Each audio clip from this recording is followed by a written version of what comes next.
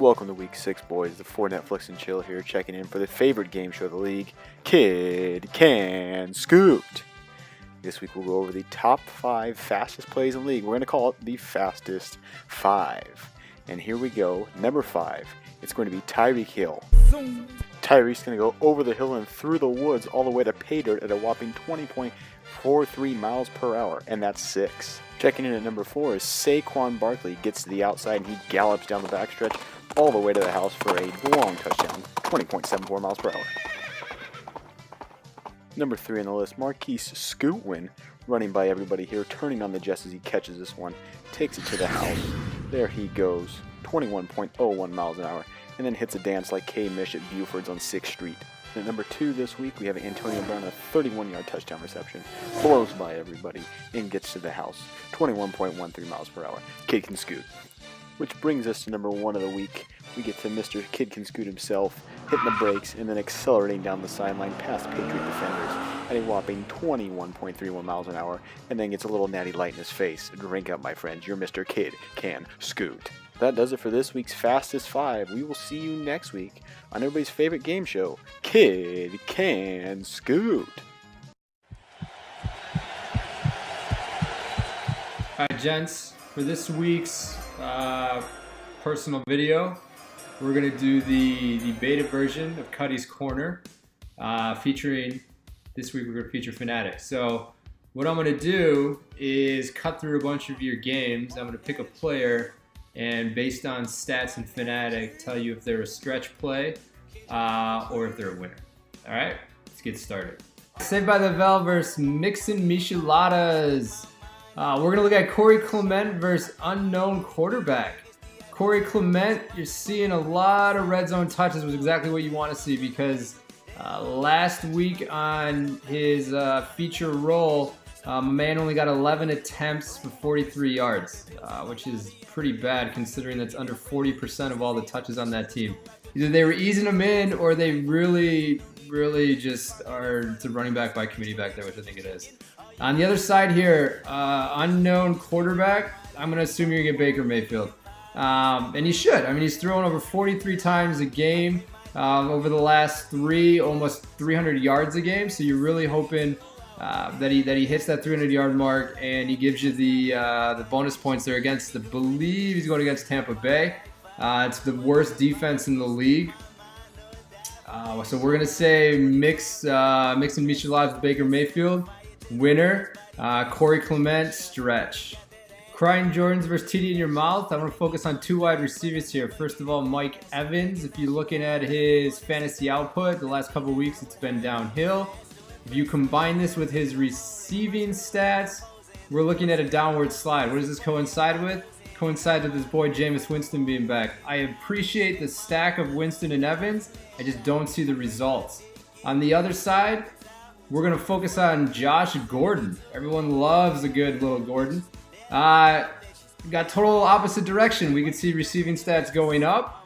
We see target share going up week to week. Not only that, if I'm looking at average depth of target, 17 yards down the field in week 5, 10 yards down the field in week 6, but max is around 30 yards. Plus he's got the GOAT thrown to him. What I'm looking at is a stretch play in Evans with a winner in Gordon. Dr. Cuddy versus Chalupa Batman. On Dr. Cuddy's side, we're going to focus on Ito Smith. Ito Smith getting 16 touches inside the red zone for the season. Week 5 saw 100% of all touches inside the 10. That was with Freeman and Coleman in. You got to hope he finds that pay dirt this week. We're going to rule that a winner. On Chalupa's side, this whole team's a winner. It's most likely going to be a bad bloodbath. I guess we'll see. Rich Homie Saquons versus 4 Netflix and Chill. The Rich Homie Saquons, we're going to focus on the tight end here, Benjamin Watson.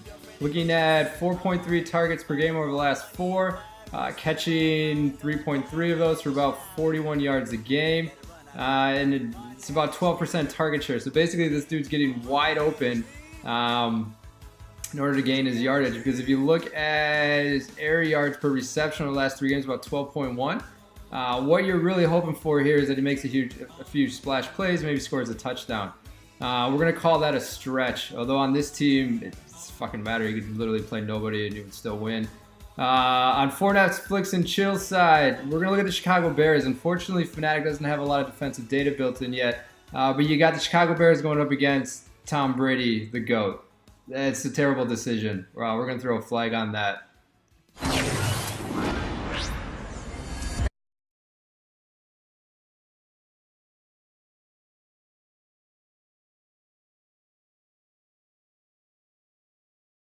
Just Win Maybe versus Redshirt roster, and what is the game of the week?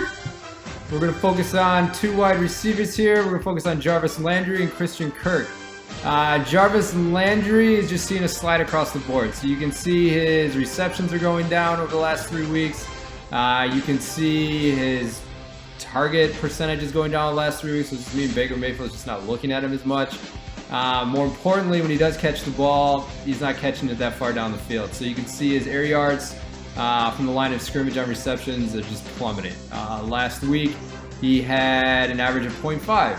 That's not good. So he's probably getting tackled by a lot of linebackers when he does catch the ball. We're going to call Jarvis Landry a stretch. On the other side of this, we have Christian Kirk. So yes, the Cardinals are an awful team. But he's getting a lot of looks, so you can see his targets rising over the last few weeks. He's got a solid target percentage, although it's still not that high. But more importantly, his air yards. So over the last 2 weeks, specifically if we look at week 5, he's looking at 20. He's catching the ball 20 yards down the field with a max target there about 53 yards. And week 6, he brought it in a little bit, so about half that. But that's still encouraging, right? So when he does catch the ball, he's out in space, and not only that, you're immediately getting fantasy points there. We're going to call Christian Kirk the winner here, Jarvis Landry as the stretch. That concludes this edition of Cuddy's Corner. A special shout out to my boy Landon. I didn't get the bag of chips out, but I've got the little cup full of little tiny chips because I got a little tiny baby roaming around here somewhere.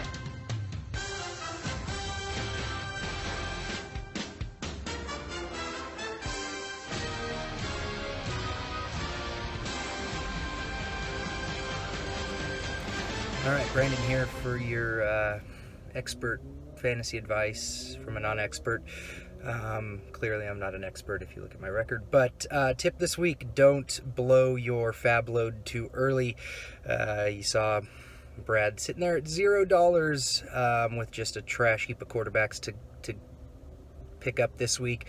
And I'm not going to name names, but I do get texts pretty much weekly looking for one of my running backs who aren't that good anyway. And you just blow the load too early, and then it gets to, week 6, and you don't have $40 to spend on Wendell Smallwood like I did, which, well, okay, maybe, I don't know. Never mind. Forget it. We got a real heater this week in the battle for the blow-up doll. The 0-6 Just Win Maybes take on the 1-5 Taylor Davis is a puss. Dean can lick my balls. We've got the first game ever to have sub 100 projections from both teams, and it's not surprising. We see a 2TE format coming out of Just Win Maybe, and the red shirt roster, Titty and Beers, starting and possibly injured Calvin Ridley, and on bye Mike Davis. Hopefully this changes by the time games kick off, but it's easy to say. I'm going with first win of the season. Just Win Maybes, baby! The big cat. The big cat. Ryan Shaw getting his first win of the season. You heard it here first. Reporting live. TD in your mouth. Bye!